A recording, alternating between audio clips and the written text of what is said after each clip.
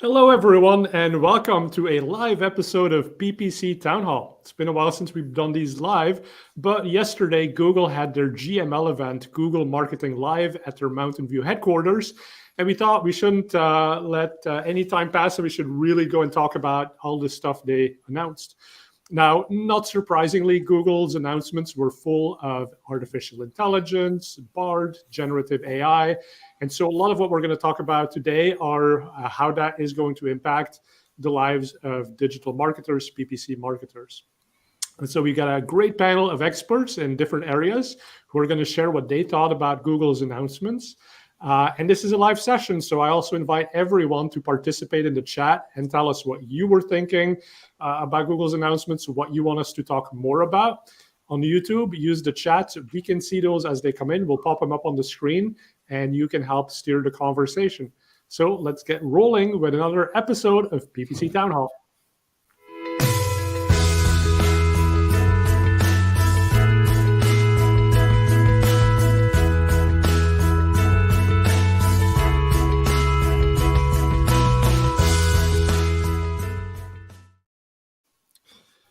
All right. I want to bring in my guests here today. So we have a few more than usual because, with Google announcing so many things, we needed to bring in experts on all the different areas.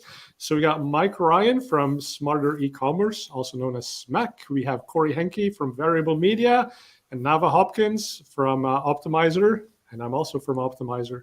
So everyone, welcome to today's session. Thank you. Thanks for having us. Much. Thanks for having us. Right, so I figure we start with the areas of expertise that you each have. Good way to introduce you all to the people watching today. But Mike, why don't we start with you? Tell us what you do, what your expertise is, and what's your key takeaway from Google Marketing Live?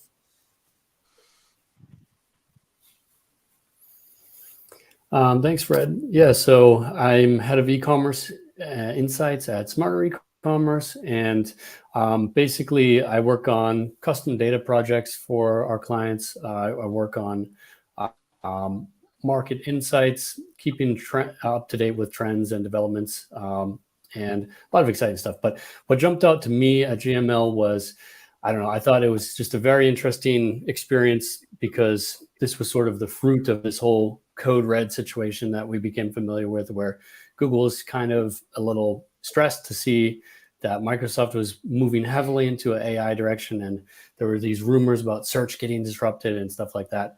And yet it's also this moment of now you've caught this fish. What are you going to do with it? Because also Google has been waiting for ages to have some of these kind of capabilities. So it was a chance for them to really showcase what they're doing.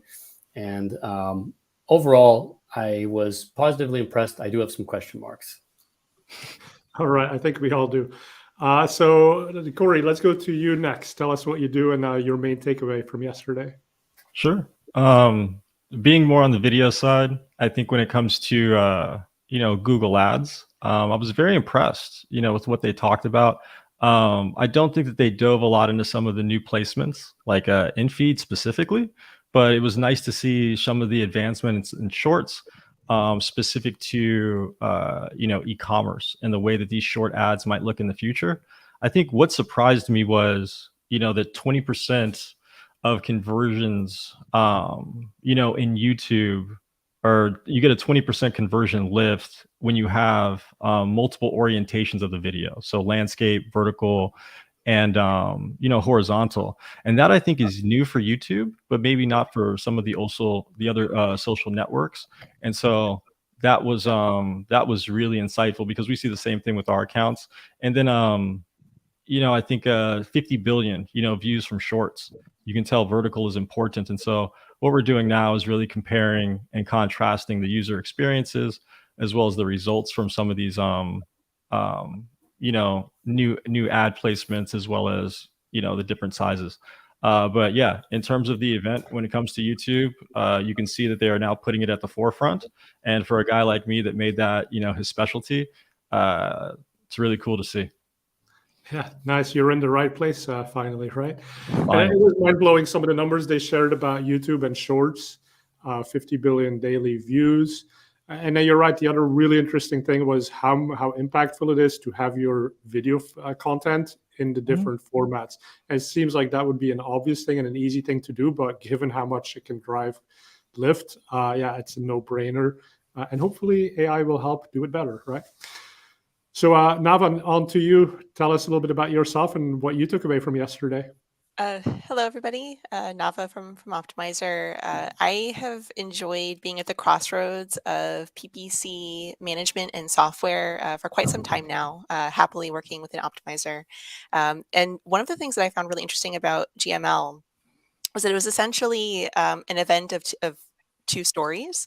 On the one side, there were a lot of really interesting innovations and things that felt like Google was saying, hey, we hear you. In fact, I actually think we heard you, we've heard your feedback, we hear you more times than I heard AI, which was actually very interesting.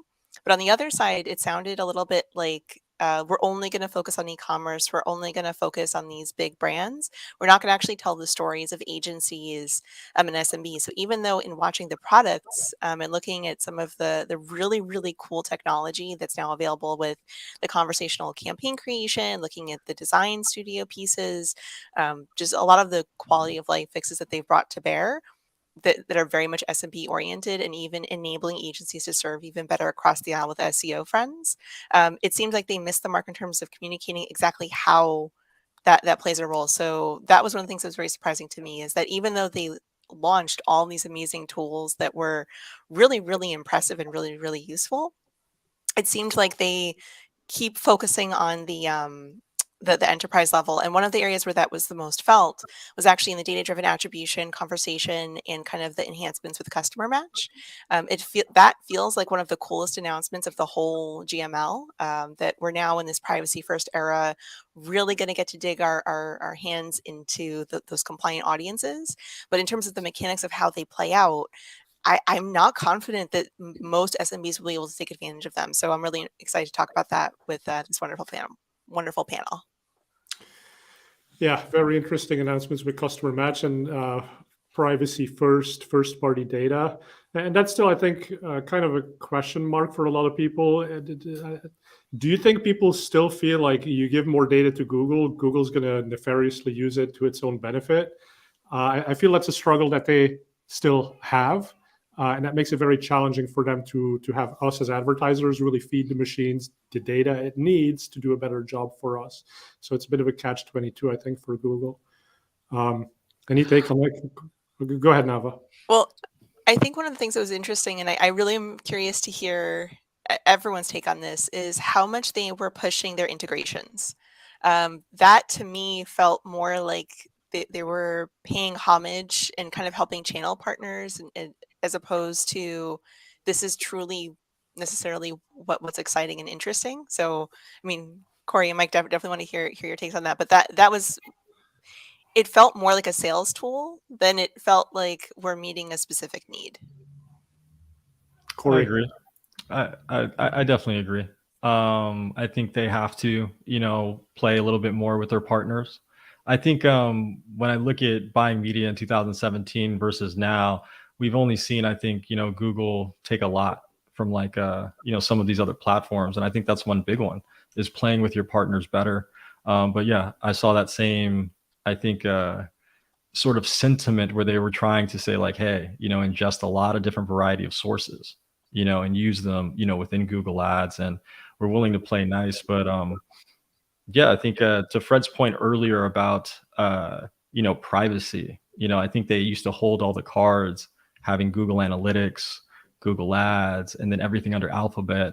And now what I see is that like they really need the engagement from their platforms where they've struggled with. But in my opinion, running on YouTube, I see it a little bit more with like the viewability as well as the subscribers. So I think they will shift, and we're seeing some of that like we did yesterday.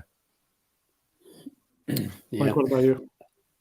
I think it's a fair take. I think when you compare kind of the way that Microsoft's conduct and their reputation have changed over time, they really have they've gotten a reputation as being kind of cool and kind of easy to work with and partner with. And you see that with their search engine, where they were open sourcing their algorithm and working with Ecosia and DuckDuckGo and stuff like this.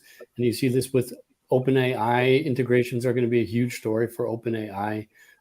You see this with Shopify has really created this vibrant ecosystem, and it starts to get alienating if you're not playing that kind of friendlier game that some of these other, these are not all necessarily comparable stories, but I think there's a common theme, which is that playing friends, making friends can work out. And I hope that Google's learning from that. Yeah, and exactly. And that's why they keep saying, like, we heard you, we're listening to you. And I think it's a bit of a shift too, right? So as you're all saying, Microsoft has been a bit of the innovator with their OpenAI investment and how they were the first to bring chat experience into search. But let's maybe take a look here at, so what Google showed yesterday was really the first time they showed ads inside the new search experience, inside the generative chat experience. Because what we had seen before was that, okay, chat becomes part of the search results pages, and you still have ads at the top, you still have ads throughout, but there's no ads within the chat itself. Now, yesterday, they were doing this example where somebody was going to go on a vacation to Maui, and then they were looking for backpacks for their kids who were going to be along on the trip. And boom, now you got sponsored results inside the chat experience. And so, they're playing a bit of catch up for the first time. So that does shift things a little bit, right? Navah, go ahead. I'm curious what everyone's thoughts are on this is this the voice search that we were all promised? Because that's what I'm hearing a lot from my SEO friends is this feels like the voice search optimization piece and what we all imagined voice search was going to be. And to be frank, I'm excited about the e-commerce solutions, but I'm more excited about local service ads eventually being integrated into this. So additional services like lead gen ads being integrated into this. But I'm really curious, Mike and Cory, what you think.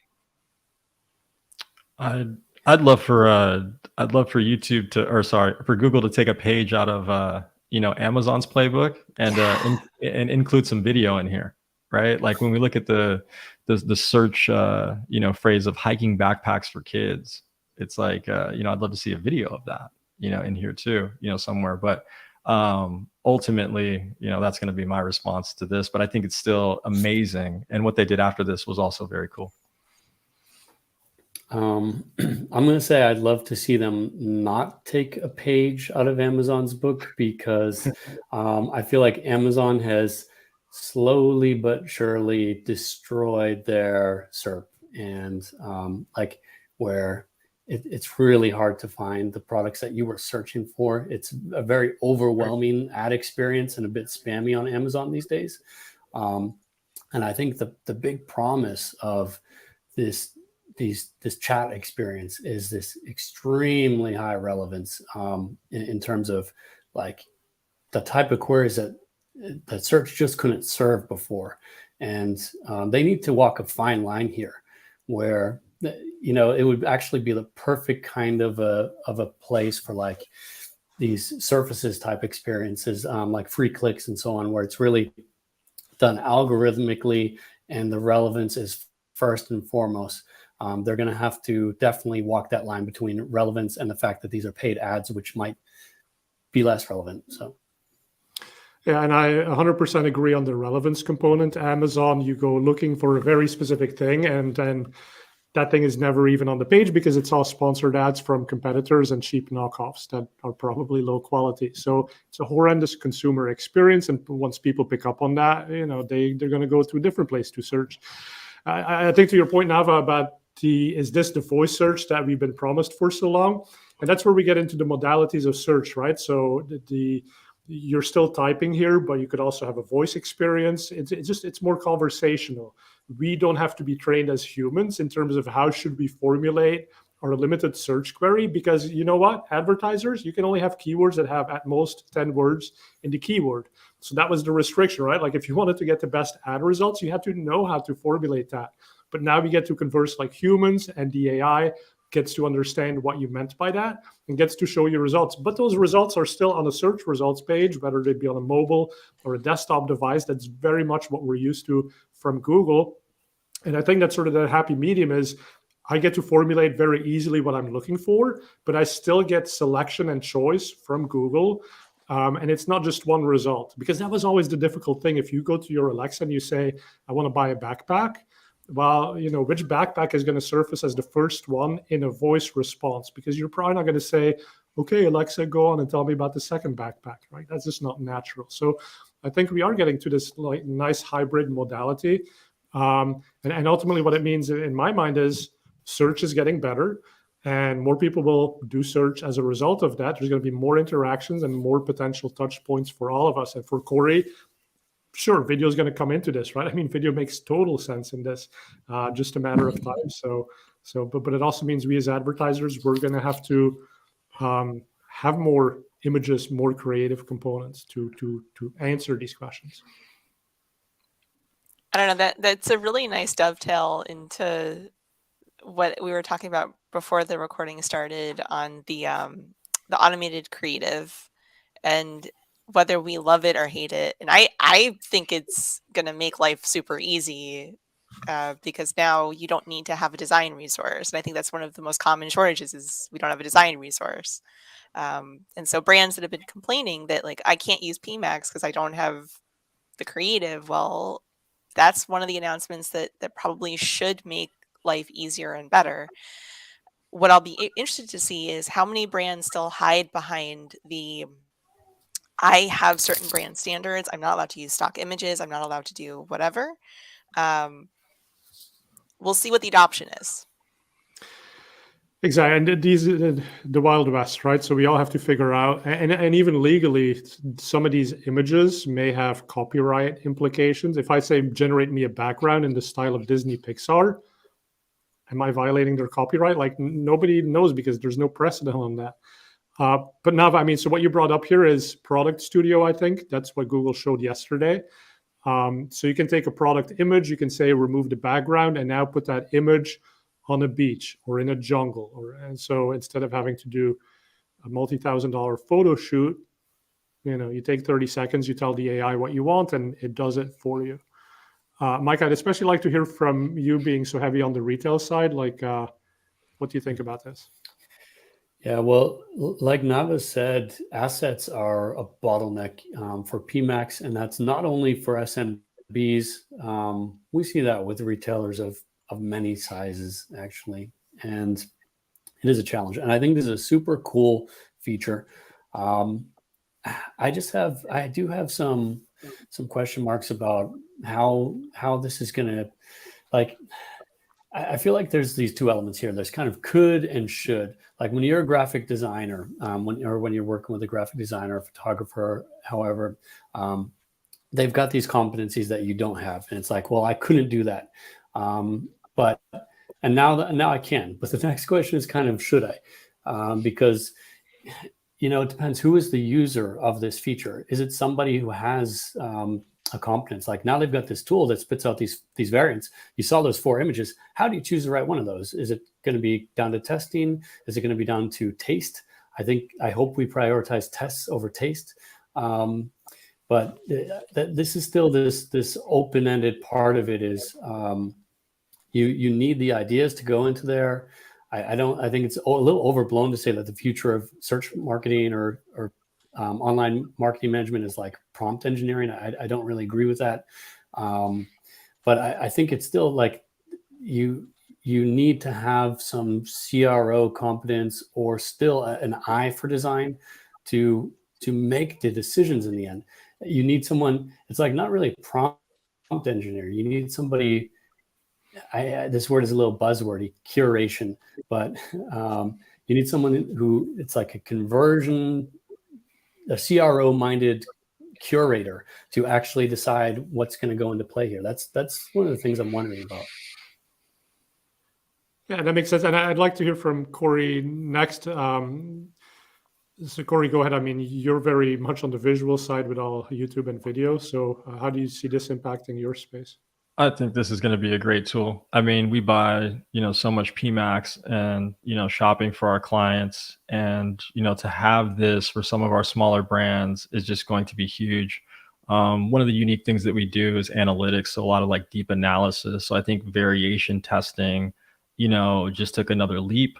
I think if these assets come in like, high quality, right, we could potentially use them for, other channels, but I think this is one of the biggest advancements. And there was an example of them using, these type of assets in a short video by just scrolling up and down, these product images. And I thought, what a great way to get into another placement, with something that is automatic. It's not going to be the same as going out and get something produced or, UGC or something like that, but a great way to just like insert yourself into another placement with something you've already made. Right. Well, and I think if you take all of this to the extreme, we don't even have to curate. We don't even have to test, because you could literally get to a place where the generative AI on the fly knows what the search term was, who the user is, what time of day, what they might care about. And so just like Google has been very one-to-one when it comes to search query mapping to the perfect ad at the perfect time, you can imagine a world where it just creates the ad for that person in that moment. And then next, it even generates something on the landing page that's hyper relevant to that person. And that's where you then get into like privacy and even if it's privacy compliant, I mean, is it now becoming creepy? Is it now turning people away? And so sort of finding that balance, right?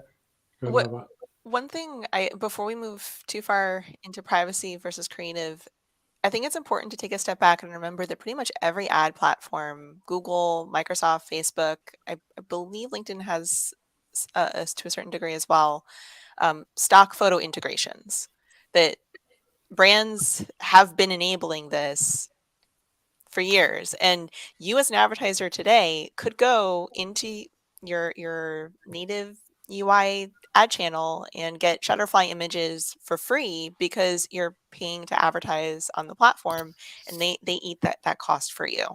So I don't necessarily know that we're going to hit copyright issues. I think they're going to put protections in the AI for what's available for advertisers to protect that. But it is important to know that this is not brand new territory. Stock images have been a core part of the ad channels for a very long time. And I think that's where a lot of the friction came through.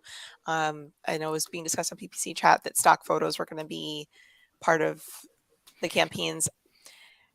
The pragmatist in me doesn't care that it's stock photos. The pragmatist in me cares about what Cory said. It's new placements that you are not going to get otherwise that will make you money. So if you can get access to cheaper images or free images.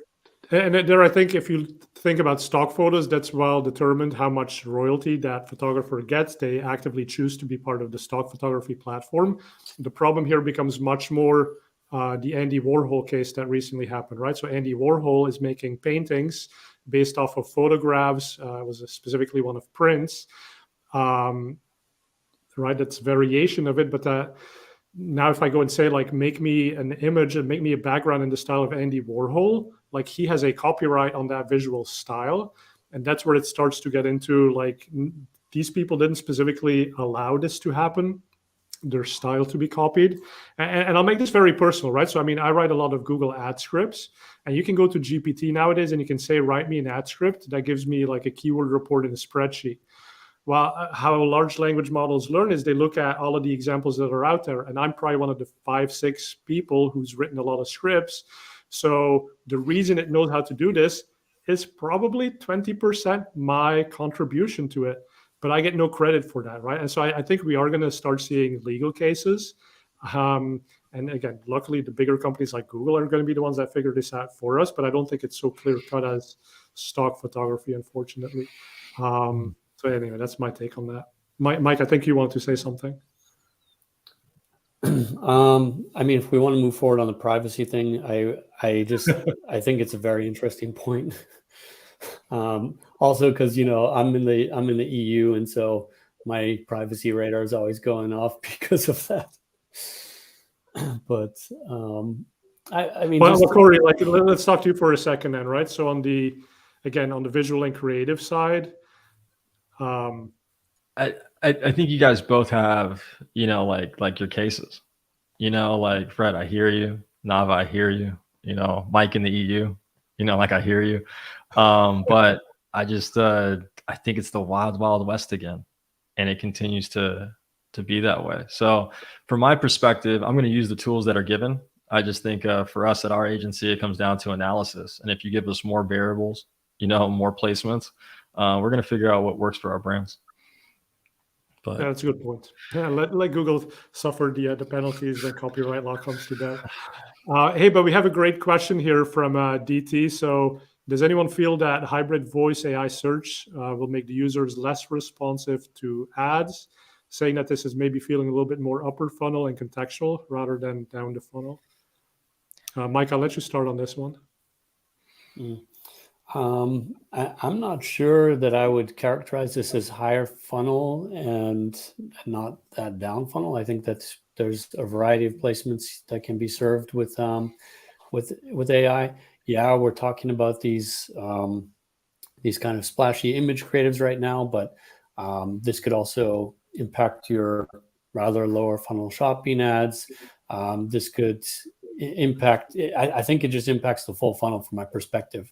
And about conversion rates, boy, I'm pretty optimistic about conversion rates. I just think if that relevance is given, then this looks really promising. I think we can probably expect these to do pretty well.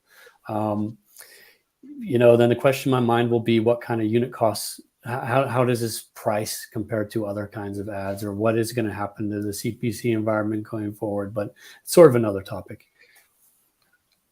Yeah, and so putting this on screen again, but this is a bit of the down funnel experience where it's a chat. Now, I do think there's a valid point here that if the user becomes very focused on that chat portion of the search experience, do they start tuning out the ads that we've historically run towards the top of the page? That could very well be, right? That you get tunnel vision and the old stuff matters less. So I think there's something to the conversion rate versus conversion value question. And the more that we build in conversion values, I think the easier time we'll have with conversion rate. There are tools, Optmyzr, Google, many ways to get conversion value into your accounts. But one of the things that I think everyone needs to pay attention to is how central they are to performance max bidding, that they're looking at now lifetime value. But then also from a conversion rate standpoint, the fact that they're really leaning into tell us which conversion actions you value the most and we'll focus there. So when we think about is this conversational contextual search engine result experience to upper funnel, well, there's a long illustrious history of building in micro conversions that maybe we value a little bit less to help the account learn and grow. So I don't think we're going to see necessarily a decrease in conversion rates. I think we're going to see an increased importance in actually valuing our conversions and designating primary and secondary conversions and actually being strategic about what we're telling Google to track. Yeah, and ultimately, I mean, who cares about conversion rates? CTR is like bottom line, right? For me, if Google doubles the number of interactions that happen on its search engine, but they don't convert at the same rate, but I still get incremental conversions that are profitable, great. I don't care about conversion rate. Hey, Mike, I'm going to give this question to you here, but about compliance and maybe getting into the privacy. Do you foresee that AI will be applicable? And I think the question is it going to be applicable to all industries, or are there certain industries where this is just simply going to be more tricky because of regulations? Mm-hmm. I mean, I think that this compliance lives at different levels. Like it lives at the placement level, what type of ads you're able to serve at all. It lives probably at a targeting level, and I would say that the technology will still certainly have applications. Like, for example, if you want to use Product Studio to create a lifestyle image of something in, I don't know, yeah, pharmacies maybe a word use case for a lifestyle image, but maybe not. You still, you want to have nice looking images. I don't think that's in any way going to be precluded from using AI there. I think there's probably going to be some limitations here, but again, I think a lot of that is already in place at the placement level, and this builds on top. And I think what you said before too, like in this case, curation actually does matter. So if you're in the restricted category, even if Google gives you the option, you can't just turn it on by default. You'll have to review everything that it's generating to approve it to become part of the mix. So yeah, but yeah, like everything in PPC, it always depends. Hey, Cory, this same person was asking a little bit about the conversion lift that was seen with the various sizes of ads. Do you know if that included PMAX and what Google was talking about? I believe that it does. And I'll speak for our own agency, and our experience is that whenever we run video in PMAX, the majority of the time we do see better performance. We get even, I think, better performance when we include horizontal, vertical, and square. So I believe that it does translate. I just think it's different when you apply it to YouTube due to the bid type and how much more variables you can optimize. Skippable versus non-skippable, running on the display network versus YouTube, using in-feed to capture more search. And then you get into the targeting where you want to run on specific placements. And so I believe that lift can be beneficial for certain advertisers in certain ways on YouTube, different than PMAX. But in PMAX, yeah, the more video, the more placements, like the more opportunities you give Google to find your core customer, I think it works well for you. Okay, so let's talk about some other topics. So Google basically broke down their talk yesterday, as far as I was hearing it, the 3 C's of artificial intelligence. The first one was customer connection. The second one was creative. And the third one was confidence. So let's maybe talk a little bit about customer connection. They're making the point that it's becoming ever more challenging to find your customer as the journeys become more complex, have more touch points, take longer. They said consumers are becoming product detectives. They no longer just buy, they go and research the heck out of everything. How has that impacted all of you? I think the first thing that I would say is that if generative, like AI and some of these results, turn out to be very well and they become a clear competitor with what is currently out there, I think people will search differently. I think this creates more top funnel searches versus, hey, I immediately need this, right? And if that explodes, I think there's a huge opportunity, for more customer interaction, more thing to know about a specific customer, because they're willing to give you more information about a trip or ask you ask you things to Google that they would never ask, before, because they thought it was just the search engine. But now, since it's so much more, I think you might get a different user experience. Yeah, what's interesting too is that in the chat sort of experience, the context is preserved. So as you jump from one thought to the next, it now knows that, oh yeah, you're going on a trip with your children. So if you're asking about restaurants, it's sort of baked in that you might want a more child-friendly restaurant. And to some degree, we've had that in the history that Google has in terms of search queries, but it seems like chat is taking that all to a new level. And so, yeah, I'm really excited as well about the opportunities that opens up.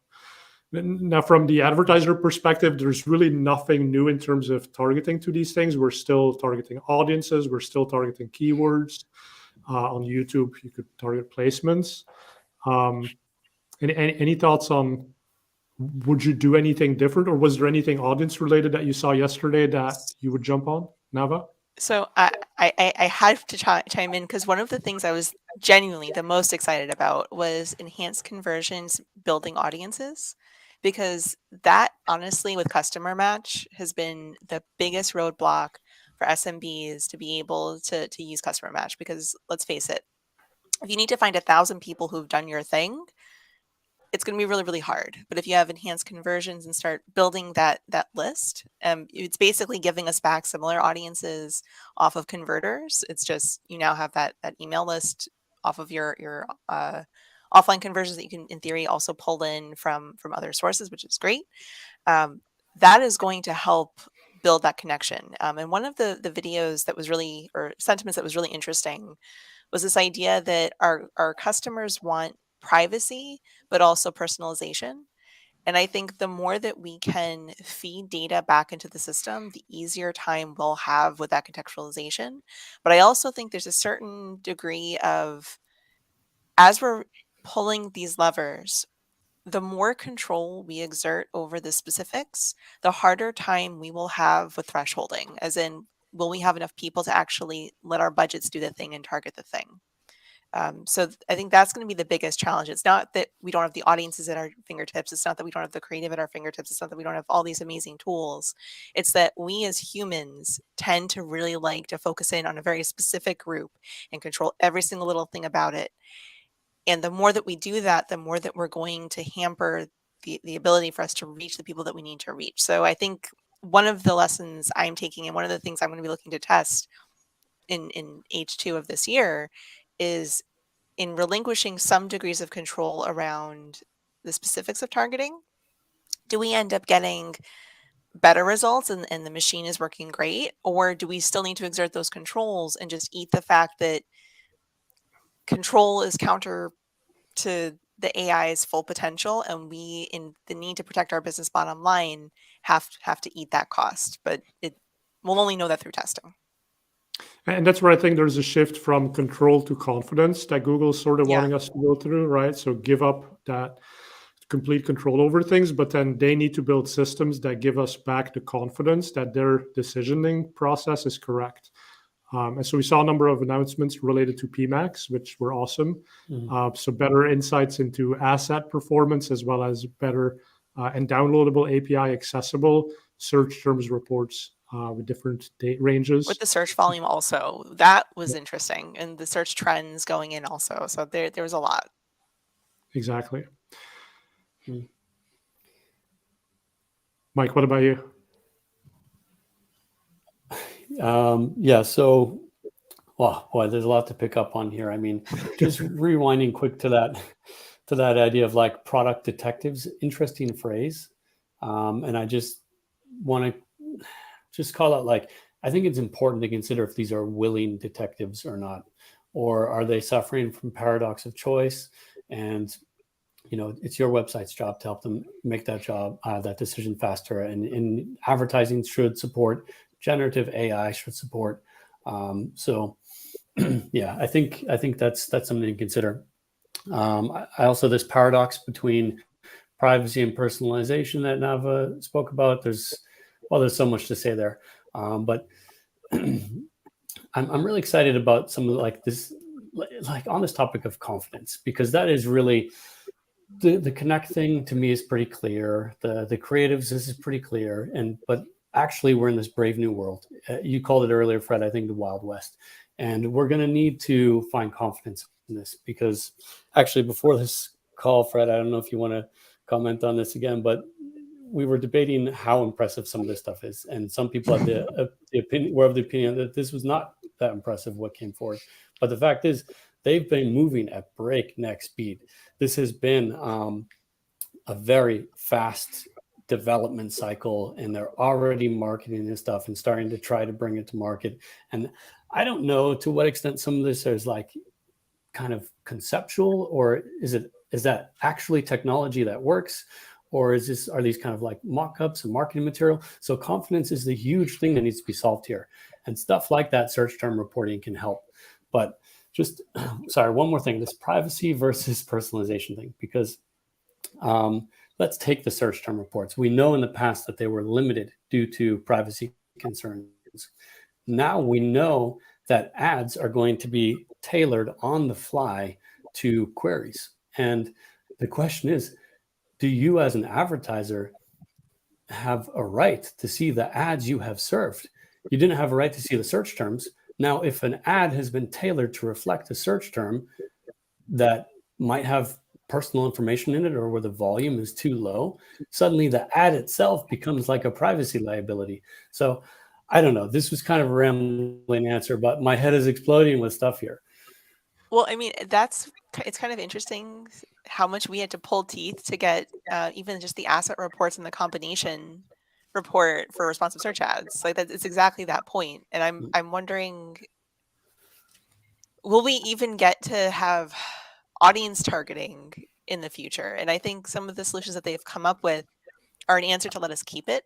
Because I don't disagree with you. I think we're probably entering an era where all the details on ads, all the details on keywords is probably going to be a little bit tougher. Placements, I feel like we can probably still get away with because placements is a wider spectrum.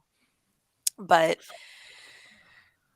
audiences is probably going to be one of the last few things that we get to own, provided that our sources of truth are the ones informing it. And it was kind of interesting to see that they were taking a note out of Facebook's book of the 2.5 to 10% of exact lookalike versus broad. And it's interesting because Facebook, on the Facebook side, people are seeing better performance as they're going into broader lookalike audiences as opposed to the more specific ones. So it'll be interesting to see if we search marketers lean a little bit heavier into the specific as we think that's what's necessary. But the answer is go broad and trust. But it's really hard because sometimes we get really burned really badly. And I don't know how Google fixes that. So my mind wasn't blown yesterday, but I might also be the wrong audience. And so here's what I mean by that. So if you've played with generative AI and you understand a little bit about how the technology works and what alternative solutions are out there, I don't think Google showed anything that was legitimately new. Now, credit where credit is due, Google basically invented generative, even though OpenAI gets all the credit for it. They invented the transformer, which is the basis for OpenAI's technology. And then the other thing people forget is that AI has been baked so deeply into Google solutions for more than 20 years. So when quality score, think about quality score, that was a predictive system that was based on machine learning. And there's all this statistical AI that Google uses to do bid management, to figure out what search term might be a good match to a keyword that you had, right? And that's all, it's fairly boring. It's highly mathematical. So you put a nice buzzword on it, AI, and all of a sudden people think it's exciting.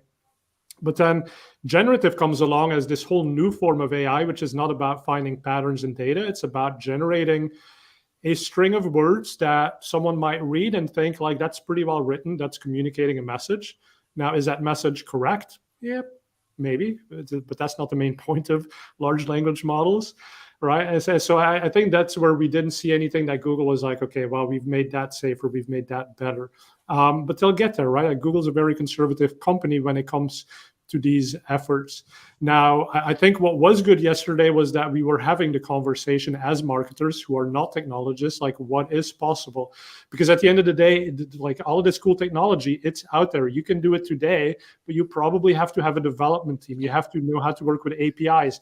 You know, I made a little video of my avatar with my fake voice in front of a fake background saying something about GML. Well, I had to use 4 tools to do this, right? It's cool, it's fun, but I'm not going to do this at scale if I have a large company I'm advertising. And so that's where it is exciting to see Google at the very least taking some of the existing technology and baking it into the platforms that we use on a day-to-day basis to do the work we need to do.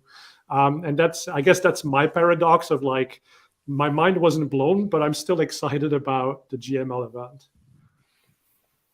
Yeah, I mean, I would maybe play like devil's advocate a little bit if we take a look at the what's it called, the product, where you can generate these creative assets for products and stuff like that, product studio.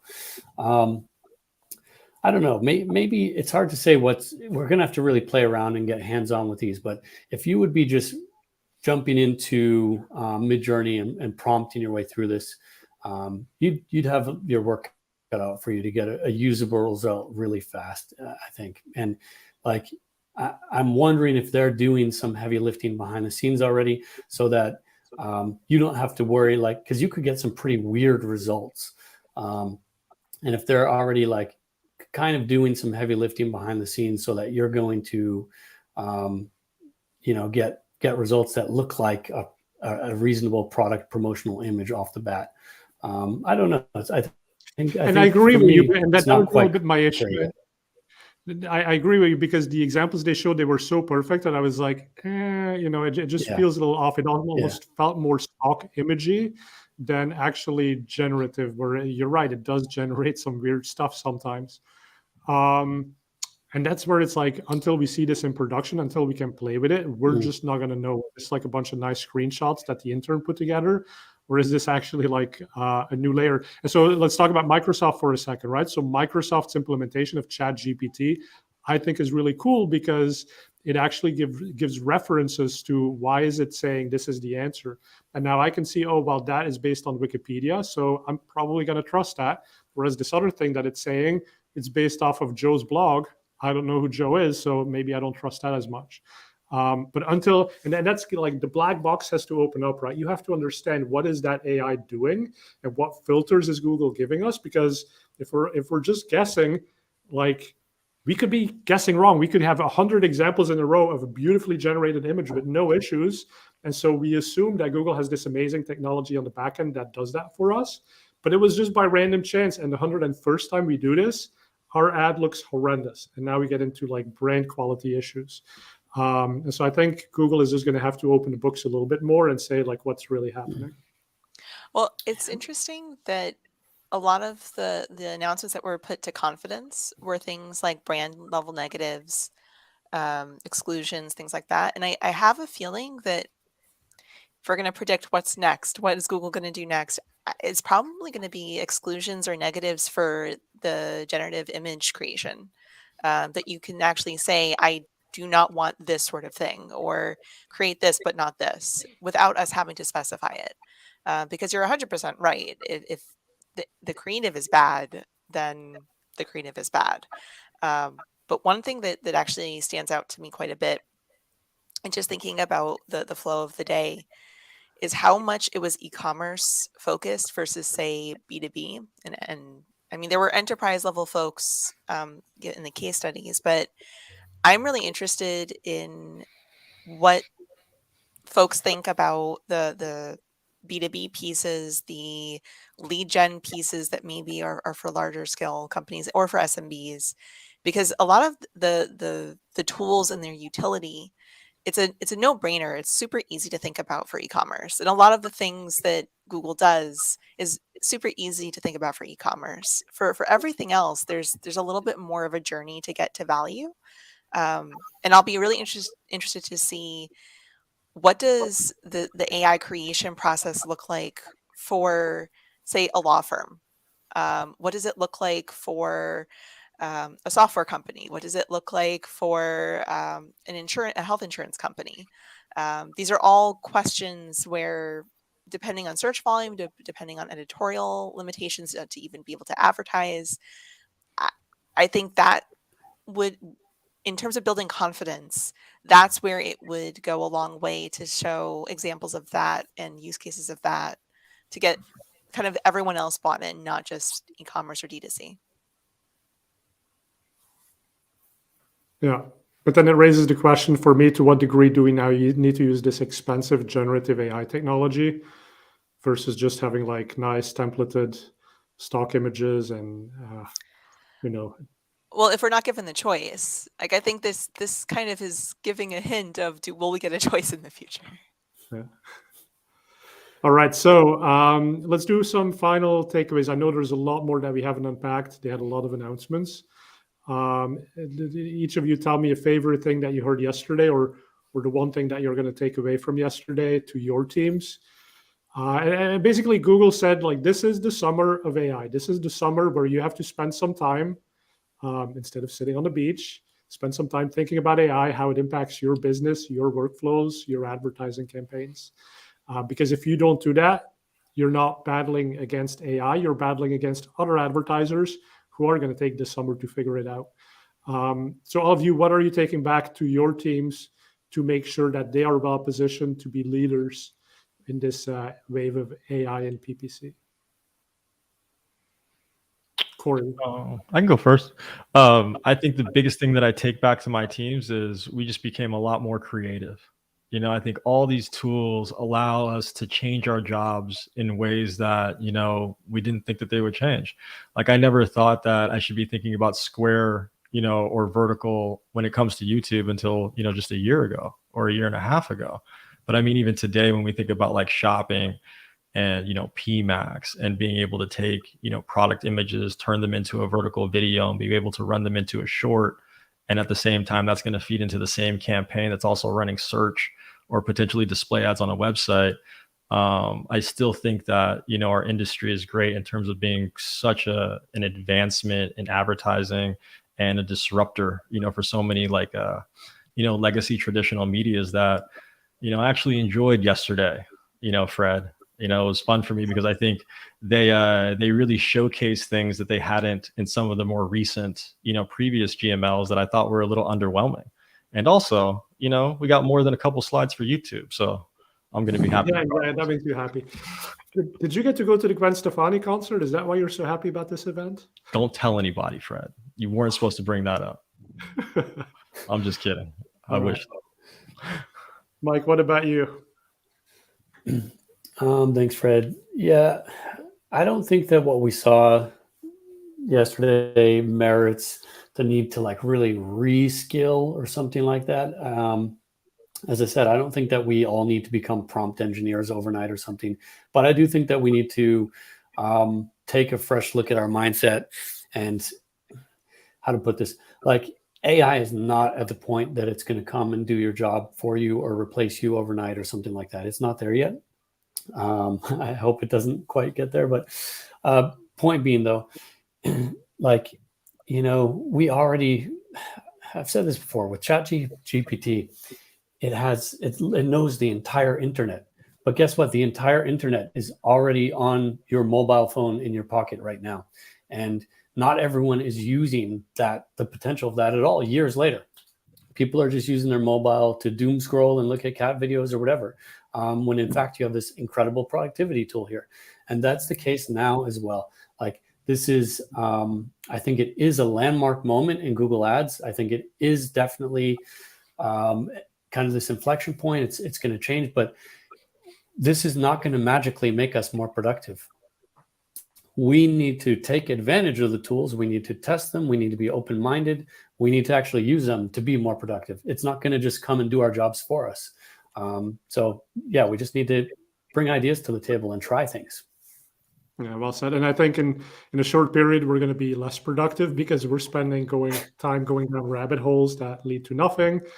But again, ideally, this is where the leadership of the team, you have someone to go and figure this out who has the liberty to have that time, and then, sort of write it down as a process and figure out how to get your whole team to be successful with it. And by the way, that's also why tool companies like Optmyzr exist, because like I said, there's hundreds of AI companies out there and they all do amazing things, but very few of them bring it back to, okay, this is what you need to do in an ads account. These are the metrics that you've historically had in your ads account. And this is what that means in terms of what you should do next.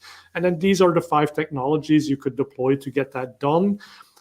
Because the worst thing that you can end up doing is having a ChatGPT conversation. And then it's oh my God, now I need to make a gajillion spreadsheets to just feed that back into Google. That's not productive either, right? Navah, what about you? Final takeaways? So I shared I was excited about a lot of things. And I think the long and short of what I'm excited about is the democratization of the tasks that typically would be out of the price range or out of the skill levels for the average company. And why I'm excited about that is for 2 reasons. Reason number 1 is it's going to open up Google Ads and the other ad channels that are following suit to take advantage of the full width and breadth of all that it has to offer. To Mike's point, we only use a fraction of the internet. We only use a fraction of all these resources. And sometimes that's due to just go down rabbit holes, and sometimes it's due to we just can't. And so I think that's one of the things I'm really excited about. The other thing I'm genuinely excited about from a point of a software agency, consultant, what have you, is that we are now going to be freed up to really solve innovative, interesting problems, because we're not going to have to build to make up for the deficiencies or the frustrations in the ad platform. We're instead building off of what is truly going to drive business success. There was a question that we didn't get to answer in depth around, say, how much does CRO factor into this? I think one of the things that's really interesting and exciting is how much this sort of innovation is going to allow the silos to break down in different marketing departments to actually build meaningful, scalable solutions, like looking at your site and how well does it serve, not just from an SEO standpoint, but from a how well will it help you build your Google campaign standpoint, and how well is it meeting the user where they need to be. So take this as a point of the tools are available. You now have the freedom to own your path to profit. And there are so many resources like this amazing panel here and beyond who can help you beyond the basics so that you don't have to pay for the basics. You instead are paying for the premium amazing results. Yeah. And then a viewer comment from Silvio Ferrero. I mean, I think he's making a point that many of us are sort of making here, but Bard or GPT, whatever it is, use it for your research, see it as a research assistant, do competitor analysis, and then use all of that to build more effective marketing campaigns, right? So this is not going to automate everything for you. This is just another tool in your toolbox that is going to make you more efficient. By the way, I love the whole thing about like the whole internet is in your pocket, right? But it's so massive. Like, how do I find the thing that I care about? And that's where we still need Google. We need search engines to give us the best results, the most high quality results. And that's why we speak to experts here, because we have interesting viewpoints that hopefully move the industry in the right direction and mean you have to do a little bit less work yourself to get to the heart of what really matters. So with that, thank you for joining this live episode of PPC Town Hall. If anyone's been watching and wants to subscribe, at the bottom of the page, please subscribe to our channel. We do these episodes about every 2 weeks. If you're looking for a great tool partner, look at Optmyzr. We have 2-week free trial, and we've been using AI from long before ChatGPT existed, so we can help you with that. And then, of course, we have Cory and Mike. They have agencies, so they can help you. Mike is more on the retail side. Cory's more on the video side.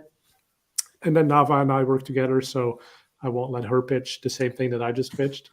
But thank you so much for watching, and we'll see you for the next episode. Thank you.